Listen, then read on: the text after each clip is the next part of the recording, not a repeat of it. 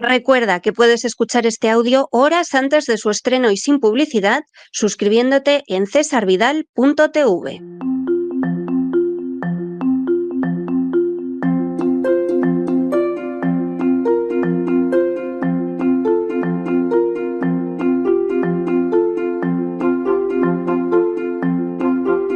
Palabras al aire con Sagrario Fernández Prieto.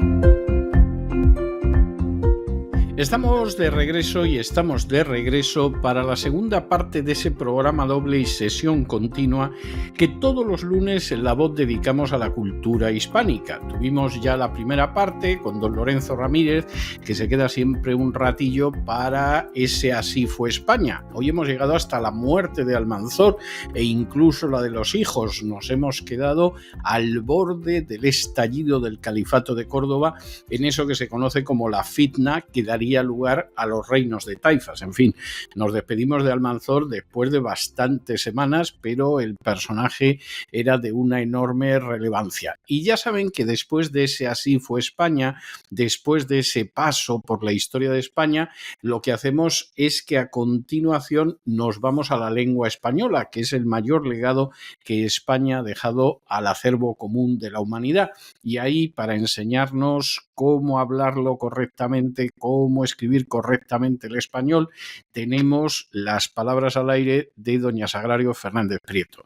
Muy buenas noches, doña Sagrario. ¿Qué nos trae usted hoy? Muy buenas noches, don César. Pues por lo que le estaba escuchando, ha hablado usted de un personaje esencial de la historia de España. Y precisamente esencial es la palabra con la que empiezo hoy porque es la palabra del día del diccionario académico. Esencial procede del latín tardío, essentialis, y significa perteneciente o relativo a la esencia, sustancial, principal, notable, y en bioquímica dicho de ciertas sustancias o compuestos que no pueden sintetizarse en el organismo y por tanto deben ingerirse con la dieta. Nos recuerda también que hay un aceite esencial, aceites esenciales que se han puesto muy de moda en los últimos años y quizá algunos, como me ha pasado a mí, hayan recordado la famosa frase del Principito que decía que lo esencial es invisible para los ojos. Y después de pasar por lo esencial, vamos a ver qué he recogido esta semana. Tenemos a una actriz en una entrevista que decía que a mí me puede agredir lo que es antiestético. Cuando le preguntaban de qué es lo que a ella realmente le molestaba mucho, si se sentía agredida alguna vez por preguntas que le hicieran, lo que le dijeran, etc. Y entonces ella dijo, a mí me puede agredir lo que es antiestético. Agreder. Agreder. Vaya. Pues indudablemente no tenemos el verbo agreder, sí tenemos agredir, que procede del latín agredi, y agredir es cometer agresión, es un sinónimo de golpear, de pegar, de arremeter, de atacar, de embestir incluso. De modo que a mí me puede agredir lo que es antiestético. He buscado porque es de origen catalán esta señora y he pensado que quizá en catalán existía este verbo, pero no, he comprobado que no existe en catalán tampoco agreder. Simplemente ella pensó que lo que tenía que decir era agreder por agredir, o fue un lapsus como tantos otros. Y voy ahora a una tertulia política en la que alguien decía que atentar a civiles está penado por el derecho internacional. Me fijé en atentar a civiles. Atentar, el verbo atentar, va seguido de la preposición contra y no de la preposición a.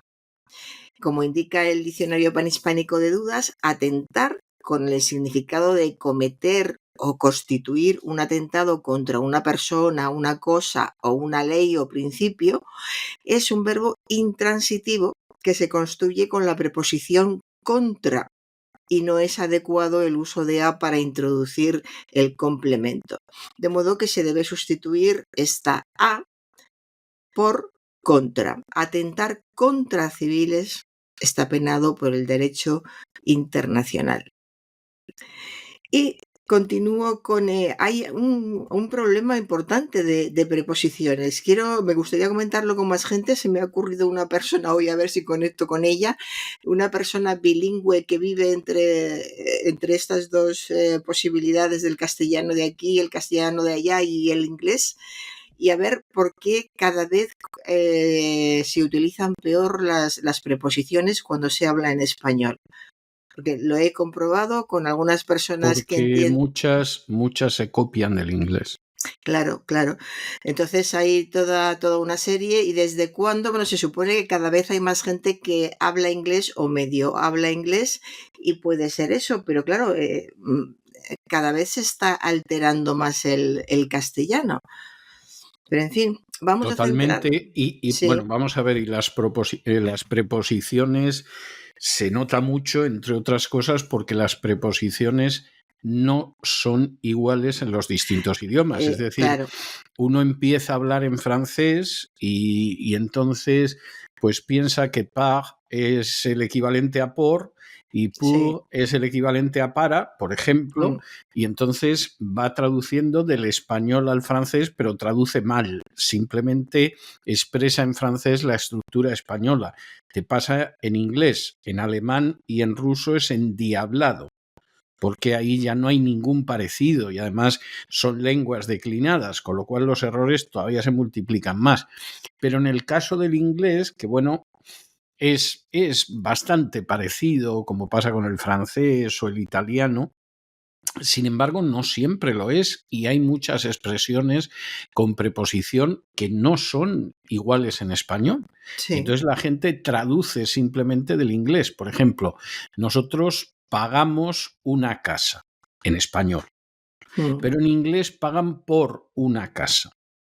Bueno, pues sí. ese de pagar por se ha ido extendiendo en el Mucho. español, pero como una mancha de aceite y es Sí, incorrecto. sí.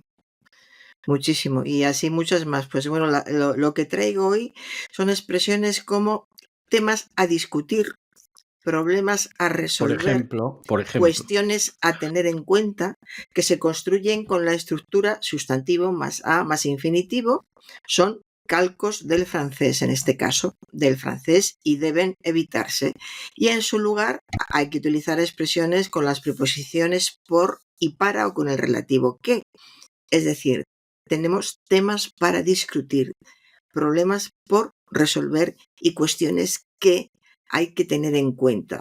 Yo he notado, en este caso es del francés, pero hay mucho más del inglés, que utilizar que no le gusta a casi nadie, ¿no? Es algo instintivo, no creo que se hayan puesto a pensar de dónde procede, pero noto que el uso de que hay que tener en cuenta, eh, eh, temas a discutir, pues por ejemplo, cuestiones que, en este caso, cuestiones que hay que tener en cuenta, pues mucha gente joven, bueno, y no tan jóvenes, de mediana edad, les parecería que hay mucho que y no les sonaría bien. Es decir, que sustituir cuestiones a tener en cuenta, que es lo que dicen ellos, lo incorrecto, por cuestiones que hay que tener en cuenta, les sonaría fatal la opción que en realidad es la correcta, y esto es que lo he vivido. Es que cuestiones que hay que tener en cuenta con tanto que, esto me lo han dicho a mí. O sea que el oído se va acostumbrando cada vez más a lo que va llegando, y así poco a poco se va a ir transformando la lengua. Indudablemente esto pasa siempre. La lengua que hablamos nosotros ahora, nuestros abuelos apenas la entenderían o la entenderían con dificultad. Pero lo de las preposiciones es importante, es por más de lo que parece. Todos los elementos de la lengua la estructuran nuestro pensamiento, nuestra forma de deducir, de arguir, de pensar. Y, y somos muy ricos gracias a la preposición en nuestro idioma. Es especialmente rico por la posibilidad que tiene de esas preposiciones que indican una u otra cosa. Y nos las estamos cargando, se las están cargando. Así que vamos a centrarnos ahora, dejamos la frase anterior que decía, vamos a centrarnos que, pues me centro y continúo con algo que he escuchado esta semana, actores racializados. Racializados. Alguien que se quejaba de que cada vez se veía más en las películas a actores que se habían racializado. Se refería a los actores que, bueno, si es un actor de raza blanca y tiene que hacer un personaje de raza negra, pues se le racializa. Eso no pasa nunca. O sea, eso yo creo que hace décadas que no pasa. Pues parece ser que sigue pasando, me han dicho. Sigue pasando. Pues yo estoy por ver algún caso. Ahora, lo que estoy hasta el gorro de ver es que de pronto, pues Julieta o Lady Macbeth o Isabel I de Inglaterra lo interpreta una actriz negra. O personajes que son anglosajones, los interpreta gente que es negra o que es hispana, por ejemplo. Voy a poner un ejemplo que es muy descarado. Un musical que ha tenido muchísimo éxito aquí en Estados Unidos y es un buen musical, que es Hamilton, que es sobre Alexander Hamilton, que es uno de los padres fundadores. Pues el papel de Thomas Jefferson, que era casi pelirrojo, lo hace un negro. Y te tienes que creer que es Thomas Jefferson por el artículo 33, pero Alexander Hamilton, que era de estirpe inglesa, el papel lo hace un puertorriqueño con un aspecto de indígena que tira de espaldas. Y esto se supone que es un logro. Entonces, claro, esto es algo que es para decir, no, miren, no es un logro, es una estupidez. Y si yo ahora mismo tuviera que interpretar a Martin Luther King, aunque me deje un bigotito como el que él llevaba, hay que tener mucha imaginación para creerse que yo soy Martin Luther King. Entonces, siempre se produce con personajes de raza blanca que de pronto se convierten en negros, en hispanos, etc. En hispanos no blancos, además. Sí, no, pero de eso se trataba. Esto se trataba de eso, de actores blancos que tenían que parecer pues indios o negros o lo que hiciera falta. Eso hace décadas que no pasa en este país. Racializados. Pues parece ser que en España sí. Y además se quejaban tanto los actores como era una tertulia, en esa tertulia había personas de diferentes razas y se sentían ofendidos. Como ahora la tónica es ofenderse con mucha facilidad, sí, se ofenden pues por todo. se sentían ofendidos porque cuando están cogiendo a una persona blanca y la están maquillando para que parezca un negro, están haciendo una parodia de su raza. Esas eran más o menos las palabras. Pero yo quisiera saber a quién le han hecho eso. O sea, quiero decir, yo no tengo Aquí noticia. parece que sí. Sí, pues nada, que me cuenten con quién, porque verdadera... No, lo digo en serio. Sí, o sea, ¿usted ha visto a José Coronado haciendo alguna vez de algo que no sea blanco? Claro, a Coronado no se lo harían porque es Coronado. Estos ahora mismo no serían muy conocidos, no recuerdo el nombre de ninguno. Hay muchísimos actores en España, muchísimos actores jóvenes, nuevos, seguramente usted no los conocería. Y yo que estoy aquí y veo muchas entrevistas y medios, pues la mayoría de las veces tampoco los conozco. Y uno de ellos pues bueno, comentaban este hecho y se quejaban de esto. Yo, de hecho, lo que sí he visto en las series españolas es que hay gente de otras razas hasta en la sopa y de manera muy forzada. Es decir, hay que sacar un número de magrebíes, un número de negros, un número de hispanoamericanos, etcétera, y cuando ves la serie es muy forzado. O sea, eso sí lo he visto y lo he visto en series de televisión española, que se ve que había que meter por narices a un negro, por narices a un hispano, etcétera, y claro, acababa siendo muy forzado porque al final la sensación que te daba es que en España vive de todo menos españoles. Pero eso es lo más que he visto, vamos. Ya. Bueno, pues en este caso lo que sí hay que comentar es que hablar de actores racializados, que en esa misma tertulia pues hubo algunos que dijeron que sonaba muy mal, que eso no podía ser correcto, etcétera.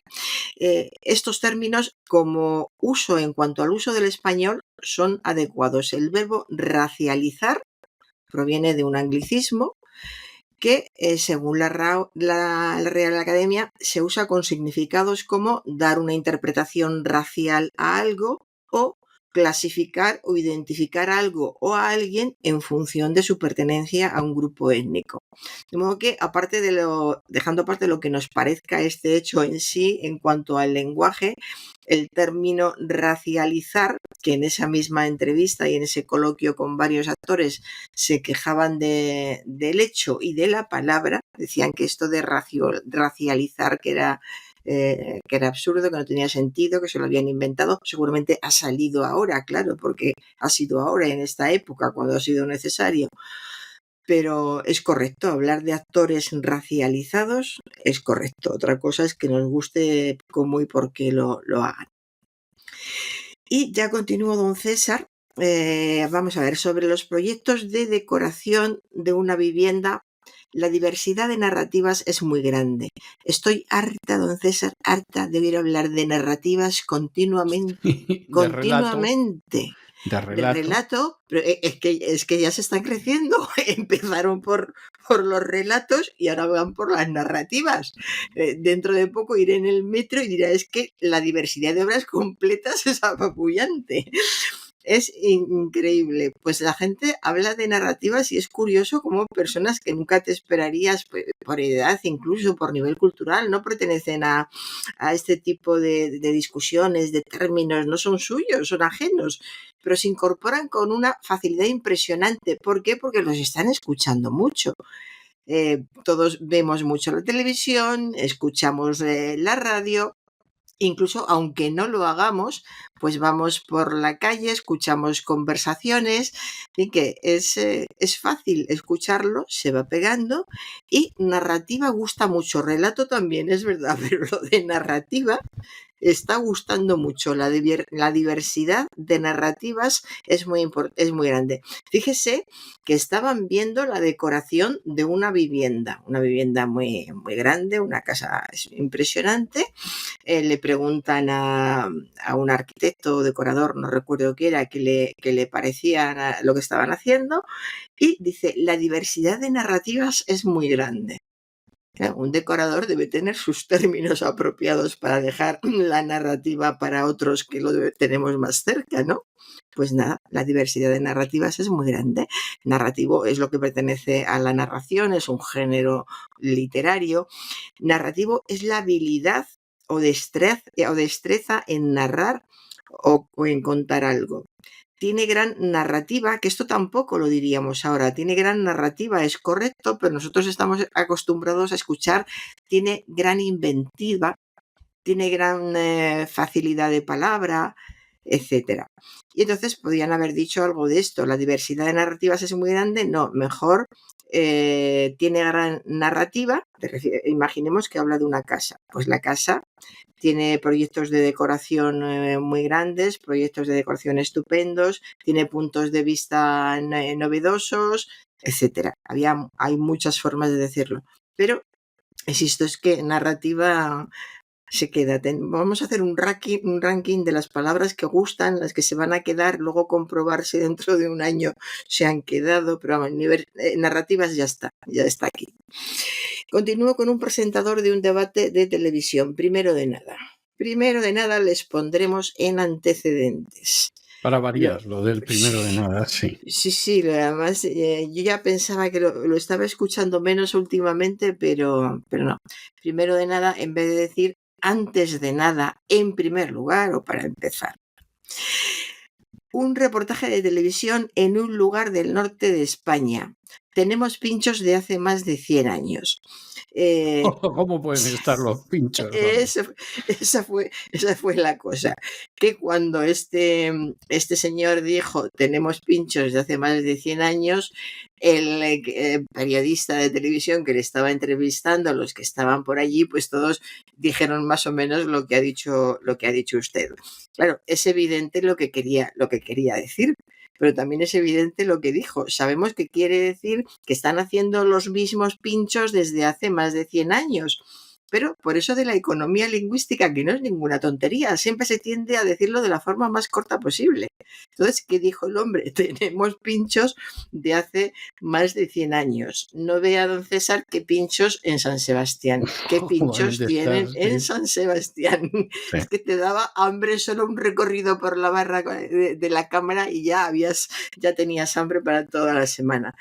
Entonces, decir tenemos pinchos desde hace más de 100 años, mientras miraba todo aquello, es evidente.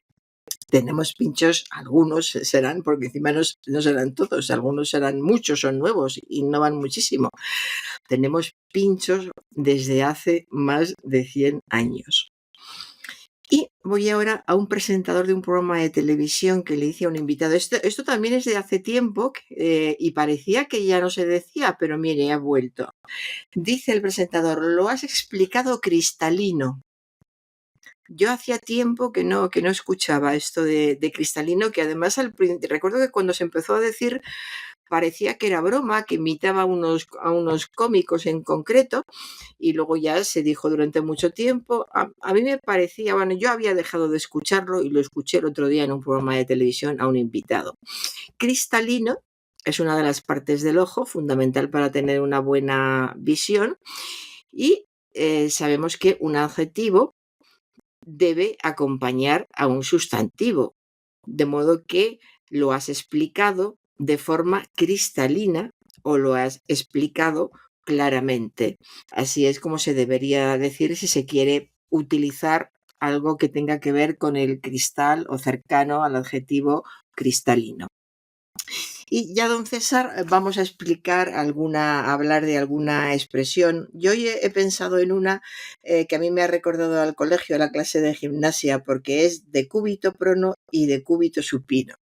Nos decían que teníamos que ponernos en estas posturas. Llamamos decúbito a la posición que toman personas o animales cuando se echan en el suelo o en la cama. Es un término latino procedente del participio pasivo del verbo decumbo, y dejarse caer en tierra. Decúbito significa echado acostado. Decúbito prono, echado boca abajo sobre el vientre. Decúbito supino quiere decir acostado sobre el dorso, boca o panza arriba. Supino procede del latín supinus, que quiere decir tendido sobre el dorso, y prono deriva del latín pronus, que significa inclinado hacia adelante. Así que esto quiere decir las expresiones decúbito prono y decúbito supino. Pues y muy así bien, termino. Muy bien, me parece espléndido, doña Sagrario, que haya acabado usted con eso. Hablaba usted de temas a discutir y a mí me ha recordado una canción muy, muy peculiar que cantaban Mina y Alberto Lupo en la versión original italiana, ¿no? Donde se suponía que tenían que discutir y, en fin, Alberto Lupo intentaba llevar a Mina al huerto y Mina le contestaba aquello de parole, parole, parole. Sí. Estos son solo palabras, palabras, palabras. Luego hicieron una versión francesa, Dalida y Alain Delon, que también se hizo muy célebre, yo creo que sobre todo porque salía Alain Delon, ¿no? Que era un señor muchísimo más conocido que Alberto Lupo. Pero bueno, en cualquier caso, yo le voy a dejar con esta canción, que en fin, esto es volver, pero mucho, mucho tiempo atrás. Yo creo que era de mi primerísima infancia cuando se hizo popular el parole, parole, parole, pero no cabe la menor duda de que muchas veces que se supone que hay que discutir, que hay que dialogar, que hay que aclarar cosas, al final todo se queda en una verborrea de palabras, en parole, parole, parole, totalmente. Por cierto, que Mina era un personaje, bueno, tuvo un éxito tremendo. Hay gente que no la haya conocido, les debe de costar mucho hacerse a la idea, entre otras cosas porque ignoran que todavía sigue activa en Italia y con mucho éxito. Y es una señora ya muy mayor, pero por ejemplo Louis Armstrong decía que era la mejor cantante que había en todo el mundo. Sí. Y efectivamente tenía un éxito que es inimaginable hoy en día con ninguna cantante, ¿eh? Incluso incluidas algunas hispanas dando saltos como si les dieran descargas eléctricas, ni de lejos llegan a lo que fue en su día Mina. que además era una señora que en su época se puso el mundo por montera y que le importaba un pimiento lo que dijeran de ella y de cómo vivía su vida, que por cierto es como ahora la vive muchísima gente, Sí. pero en aquel entonces era escandaloso y más que se supiera. Bueno, pues yo le dejo con estas parole y nos encontramos el jueves, Dios mediante. Muchas gracias, don César. Y con estos compases de esa famosísima canción que a las disculpas de siempre y a las palabras de siempre las calificaba de parole, es decir, palabras, hemos llegado nosotros al final de nuestra singladura de hoy del programa La Voz.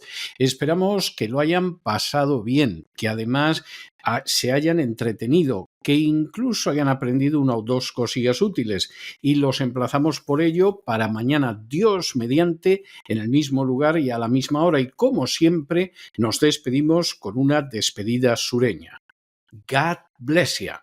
Que Dios los bendiga. El programa La Voz es una producción de Artorius Incorporated y al amparo del derecho a la libertad de expresión. No se hace responsable de las opiniones vertidas en el curso del mismo.